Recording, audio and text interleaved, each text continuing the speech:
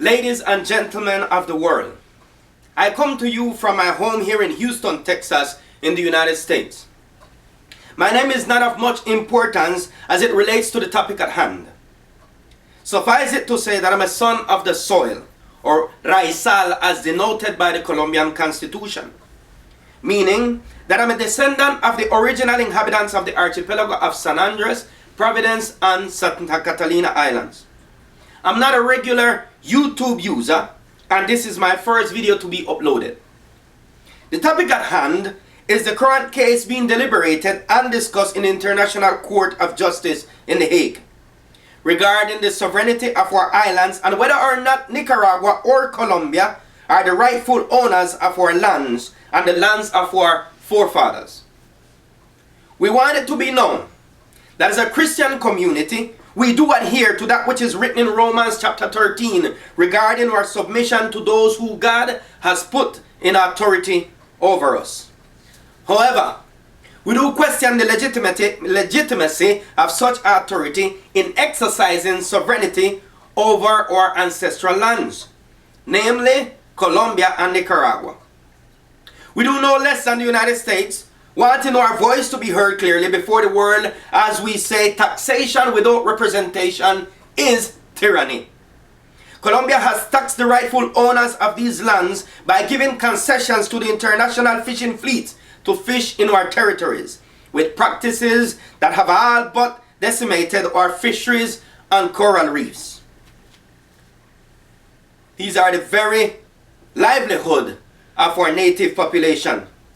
Colombia has also taxed our territories by systematically eliminating the native population with willful and planned overpopulation in order to prevent these islands from seeking independence as other islands in the Caribbean have done. The island of San Andres is considered to be one of the most densely populated islands in the Caribbean, having a population density of about 2,200 people per square miles. Our islands have a ratio of 1 native or raizal to 4 continental.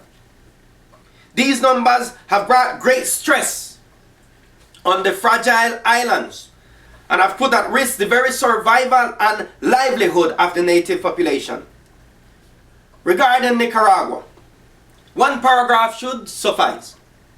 Nicaragua has never had any interest in our territories until black gold was discovered here. Now they run a race to try to exploit our God-given resources for their own selfish ambitions.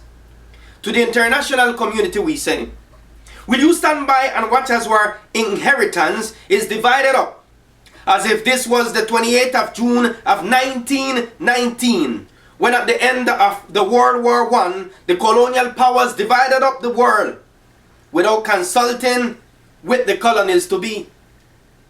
Colombia has refused to take any of our native representatives before The Hague, hereby pleading guilty to charges she knows she's guilty of. No one seems to question the motive of the government in doing this. The reason is very simple. They do not take any raizal representative to the international court because the government fears that the grievances of the native islanders may finally get an audience. The Hague has also refused our petitions to be heard, claiming that they will listen only to the 2 disputing countries. I do agree that such serious matters must be deliberated with the 2 adults claiming parental rights, and not the child in question. Nonetheless, I do think that the voice of the child must be heard if the claim of that child is of kidnapping. Our forefathers in 1822 willfully allied themselves to Colombia in free association for both economical and political reasons. However, they under no circumstances gave our territories to be colonies of the state of Colombia, who evidently understood it to be that way. Nicaragua is right when it states that the 1928 Esguerra-Bárcenas Treaty is not valid. However, the reason for its invalidity is not the same reason that we hold on to. Nicaragua states that the treaty is invalid since their territory was under occupation by the United States at the time of the treaty. We claim its invalidity since such treaty was signed and ratified without a previous consultation with the rightful owners of the land, namely the native Raizal people of the archipelago. This goes against the international parental norm, which overrules all international norms and treaties that enters into conflict with such norm. A cursory look at the facts will reveal the evident flaw in the court's 2009 ruling. It is evident that the claim of Colombia of ownership over these islands is upheld by the court solely on the basis of an invalid treaty and no other. Such ruling is also invalid since there were never previous consultations made with our native community. They were not present, and hence it enters into conflict with jus cogent.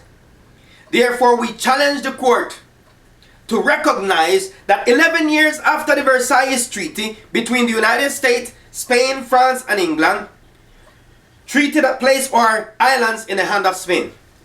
11 years after Spain placed the islands under the viceroyalty of Guatemala, our people appealed to the king of said country for our territories to be administrated by the viceroyalty of Santa Fe.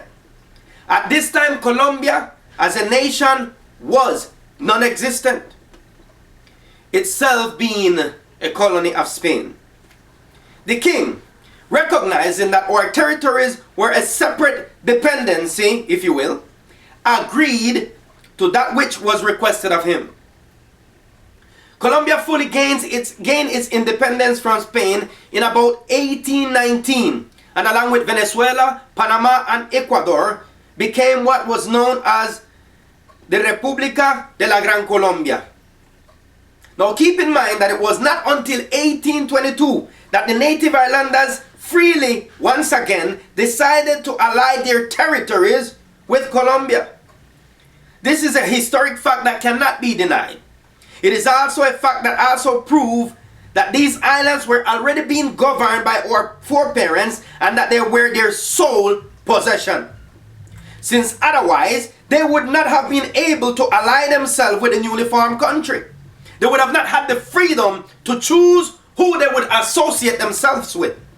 They would have had to consult with Spain or consult with some other colonial power to choose and decide who they will ally themselves to. However, if they had that freedom to choose that they would associate themselves to the newly formed country, it also means that they had the freedom to govern themselves at the time. Another undeniable fact is that in our relationship as allies to Colombia, our islands sent their ships to help Colombia during the Colombo-Peruvian War, since Colombia lacked a proper navy.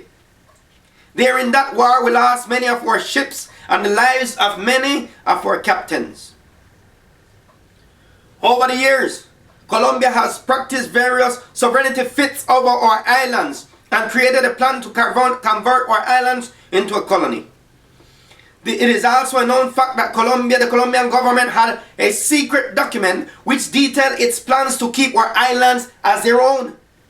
Plan that included the overpopulation of our territories already mentioned by mainlanders flooding the islands to prevent any move for independence in the future. We, the people of the island of San Andres, Providence, and St. Catalina, do appeal to the international community and to the world to hear us. Hear us and give us a chance to appeal our case before any court with true legitimacy in these matters. Give the native Raizal people the opportunity to present their facts and decide the destiny of our children. Let the people decide once and for all if they will hail to the yellow, blue, and red by choice, or if they will choose any other options that they see fit. We, the native population of San Andres, we, the native people, we are not a violent people, but we do believe in free speech, and I hereby exercise such belief. Why should the people of the archipelago of San Andres, Providence, and Catalina be fearful when our Lord has given us a very large deposit of oil to sustain us? It is these oil deposits that are causing such uproar regarding our territories. The international community also needs to know that as our case is being deliberated before the court, in 2007 the court decided already that our islands were part of the Colombian territory, that it was Colombia was the rightful owner of these islands. And now the court is deciding whether or not we will have oceans and whether or not we will have our far keys and banks, or whether or not these will now go to Nicaragua. It doesn't make sense to us that our territory that belonged to us, where we exercise free will and we exercise self-determination in the past, all of a sudden now is being put to question of whether or not it belongs to us, whether or not it belongs to Colombia, whether or not it belongs to Nicaragua. It doesn't make sense to us that our fishermen will no longer be able to go out to the banks where they always fish, where their foreparents took them to fish. As a matter of fact, it is the very sustenance of our people. The survival of the native population of these islands is being put to question. There was even a representative of the UN that went and visited these islands and recognized and returned to the UN some of the charges and incidents that were happening there in the island of San Andres. Crime was not as rampant, as these islands were known to be the most peaceful areas in the Caribbean islands. And now a death per week is our daily bread. This too, many times as it shocked us in the island, is a common thing to the mainlanders, because in Colombia, as you know, there's rampant violence, and therefore whenever one drops dead or two drops dead and we are shocked by these occurrences, for them it's a regular normal thing.